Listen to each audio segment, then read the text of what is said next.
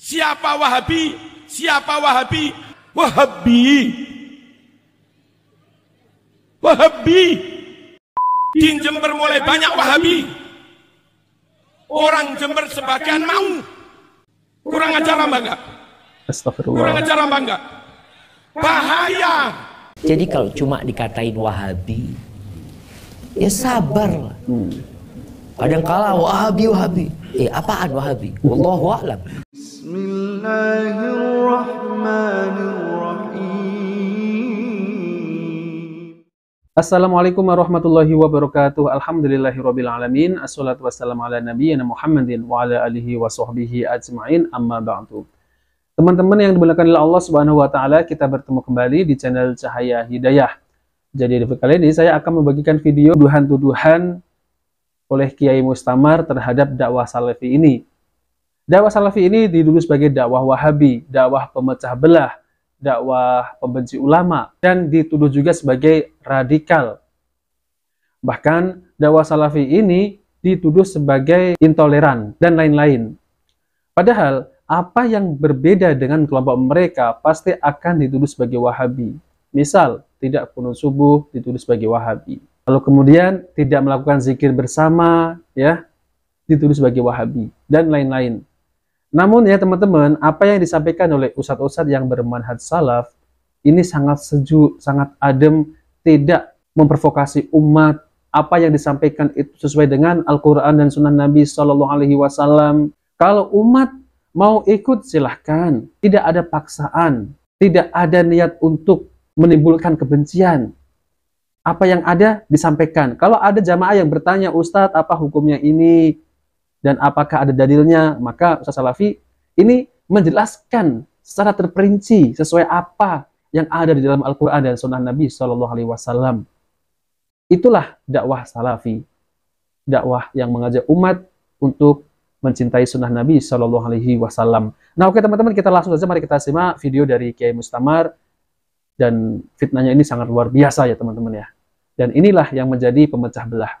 Oke, mari kita simak videonya. Di Arab, di Hijaz, di Saudi, makam ulama digusur. Makam sahabat digusur. Di mana kamu cari makamnya Ibnu Abbas? Nggak bisa. Di mana kamu cari makamnya Imam Ahmad bin Hambal? Tak bisa.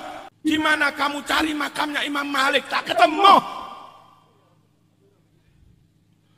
Di mana kau dapatkan makamnya Siti Fatimah? Halo? Putri Rasul, di mana? Ini mau cari makam untuk apa ya teman-teman ya? Hilang. Iku kelakuannya Wahabi. Astagfirullah ya teman-teman ya. Kiai Marzuki Mustamar ini mengatakan bahwasanya Wahabi menggusur makam para sahabat, kemudian istri Nabi dan putri Nabi SAW. Nah pertanyaannya, jadi mengapa Kiai Mustamar ini mencari makam istri Nabi dan putri Nabi dan para sahabat? Untuk apa? Ya, untuk apa? Untuk ngalap berkah. Ya, untuk ngalap berkah. Orang yang sudah meninggal, yang sudah wafat, ya, itu tidak bisa memintakan doa. Yang ada, kita ini berziarah untuk mengingat kematian dan mendoakan penghuni kubur. Untuk apa coba kalau mencari makam? Ya, kalau tidak untuk dimintai berkah, dimintai doa. Nah, teman-teman mari kita lanjutkan ya. Di Jember mulai banyak Wahabi. Orang Jember sebagian mau. Kurang ajar apa enggak? Astagfirullah. Kurang ajar apa enggak? Bahaya.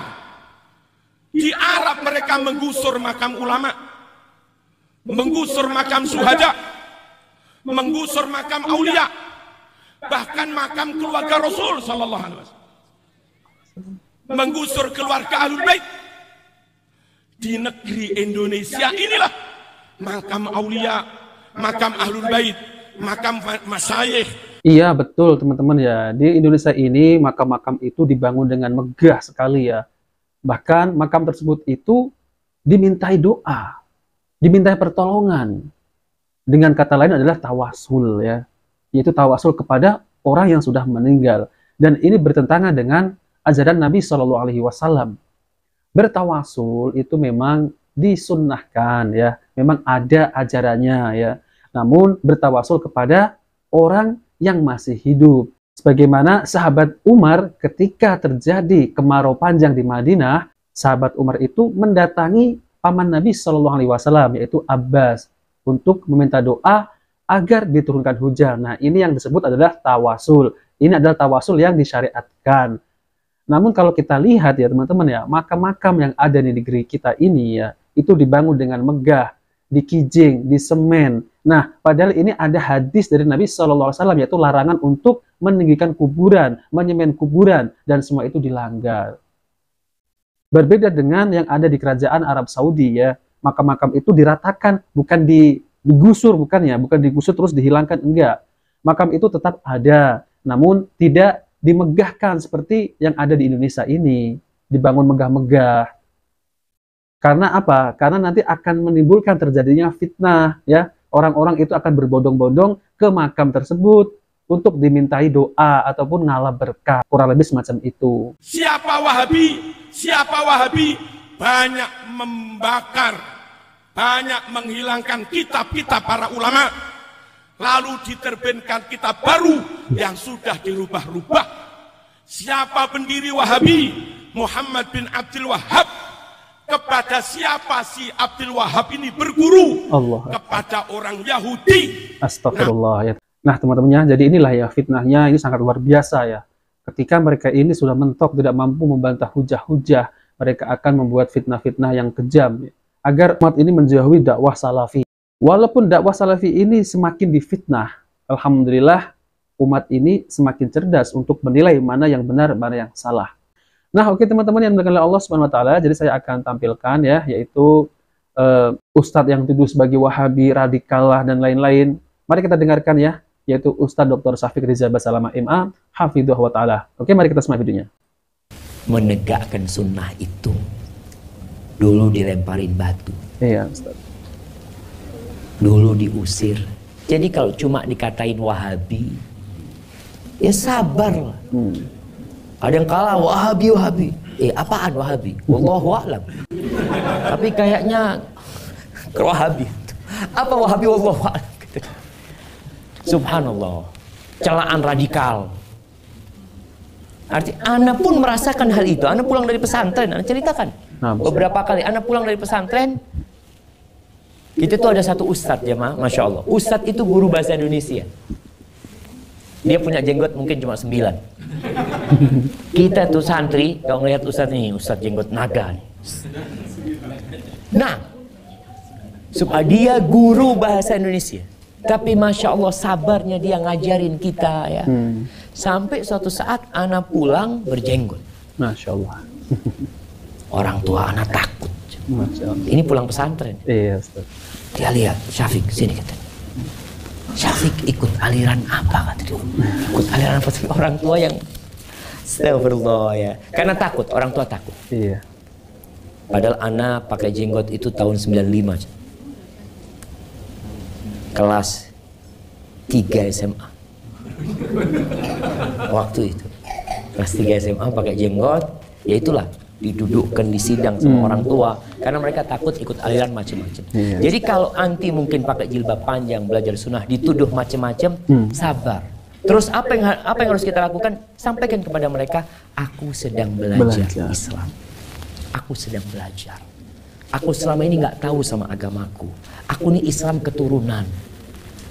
Sedangkan aku baca katanya dalam Al-Quran disebutkan ya ayyuhalladzina amanu udkhulu fis silmi kafah. Masuklah ke dalam Islam secara keseluruhan. Aku sedang belajar. Kalau mungkin ada yang salah dari aku, tolong dikasih tahu. Jadi merendah sama mereka nih. Iya, Ustaz.